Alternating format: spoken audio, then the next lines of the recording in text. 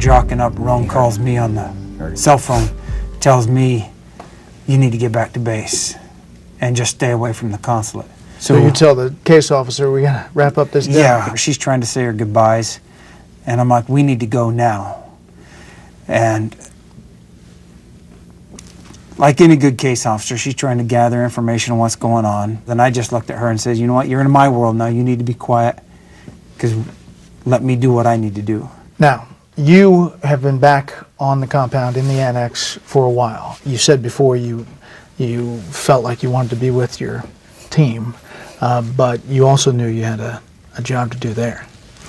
I knew I was the only one. I mean, we had two site security officers. They were a great help, but from the GRS side, I was the only one that was there. The DS guys come back first. Yes. The armor car held up, but they roll in. Yeah, I could hear when they were leaving, they announced it over the radio, and then I heard tons of gunfire and knew kind of where they were at just from the direction. And then all of a sudden they're calling that they're coming in. Hot. Coming in hot, which means they're coming in fast. Just have the gate ready. Have the gate open. You hear that flop flop sound of the tires just, you know, they're on run flats, but you still hear that sound coming through, and both sides in the front windscreen were all shot up. You could see the relief on their face once they got in.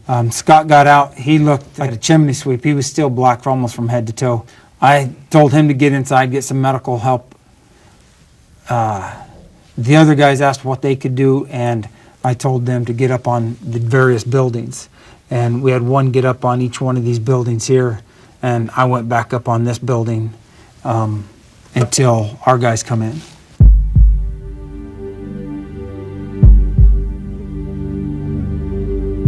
They knew where they needed to go. So each one of them went to their pre-positioned or pre-planned positions. Jack is up on this roof, Roan's up here. DB. Yeah, Tano and DB are on. Tano and DB are here. Tig is over in this corner initially, and I'm over in this corner over here. You guys are exhausted. Yeah. Probably. I mean, some of you probably have smoke inhalation, and you're preparing maybe for another fight. But now, we know, just gut feeling we're going to get attacked, and my adrenaline went back up. And so Well, it wasn't long after they had showed up, you start hearing tires screeching over in this area.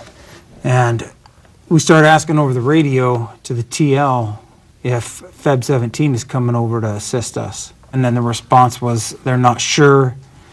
So we immediately assumed that anything that's coming in is coming in that are bad guys. I asked the status of the Spectre gunship, and the teamer came across the radio and said, hey, you know, checking on it, and that's the last time that I got an actual answer if we're going to get any support or not. I was expecting at least some kind of air support, even if it was just a flyover by a jet or whatever. Sometimes that's all it takes. It gets the bad guys down. And no doubt that would have been nice. I want to put this back up here just so you can describe what's outside the annex that you're most concerned about. The stockyards, yeah, stockyards, and this is a lot of concealment. There's a lot of bushes and small trees in this area, and this is what we call zombie land, basically, this whole area here. Most of the activity we're hearing is coming over from right at this intersection. Yeah, they're starting to stage here in this whole area. This is just a big open parking lot. And here's the house that we're seeing people start to go into that little area. And they can come into here, and it gives them access to our back gate. So you're watching this develop in these cars and the people going into this house that you don't really know if it's bad guys or not. And what's the engagement? You're going to wait till they fire on you? Wait until we see action from them that specifies them being attacking us or going to attack us. I'm not going to wait to get hit before I hit back.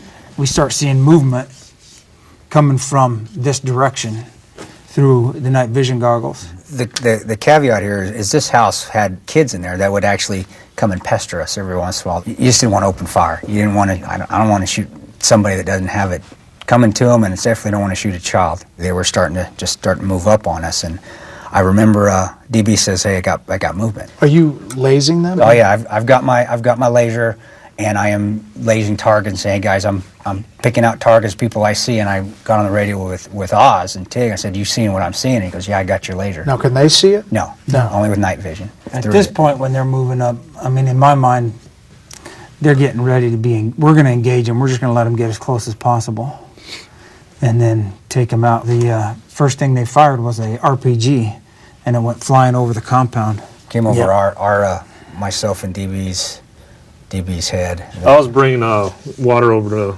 to Oz. I got about right here, about the corner of the gym, when a gelatina. It's a huge flash bang. Yeah, it's a homemade explosive. So it goes off. It hit right here, just inside. So then what I happened? just To me, it was just, okay, it's on, and we just started fighting, started lighting them up. And I was just lasing targets, shooting targets, and shooting them. The firefight starts. What does that look like? It's gorgeous, man. Yeah, it's awesome. It's a green hue, and with the lasers dancing back and forth from target to target, you see 3-4 sets of lasers just bouncing back and forth, taking out targets, and you'll see a flash of light, which is the enemy shooting at you, and hear the rounds going past your head, and you're just re-engaging in those spots. Anybody take a hit? Yeah, me and Tig were up on this in this corner, and they were trying to shoot out the lights, and secondary from one of the rounds hitting the wall, or one of the lights splattered up into my face and cut me across the top of the bridge of the nose. So you push back. You obviously take down a lot of people, and it stops. To me, and that's how I explain it, it's hey, we won that game. All right, good deal. Morale goes up. I think all of us could feel it, that it still wasn't over yet. That was just the probe. That was just they're going to see our defenses, and they're going to be coming back with a bigger force, because that's what we would do. But there's a big break there then. big break. 2 hours? Yeah. 2.5 hours? Yeah. At what point do you hear about Ambassador Stevens? There was a DS agent up on the building with Jack and Scott the Department Wicklund, of State agent. and he got a phone call. And that's how we found out that he was at the hospital. By 1 a.m., local looters and curiosity seekers have entered the consulate grounds and infiltrated the safe haven.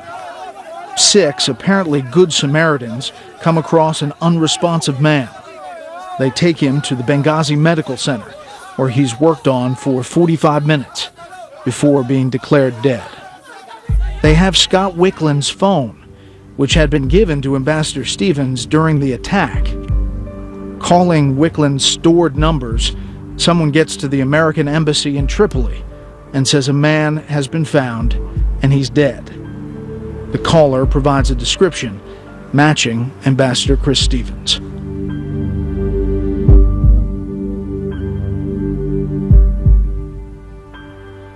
There's a car pulls up and parks right here. A guy comes around from the side of the car, and he's reaching like he's throwing something.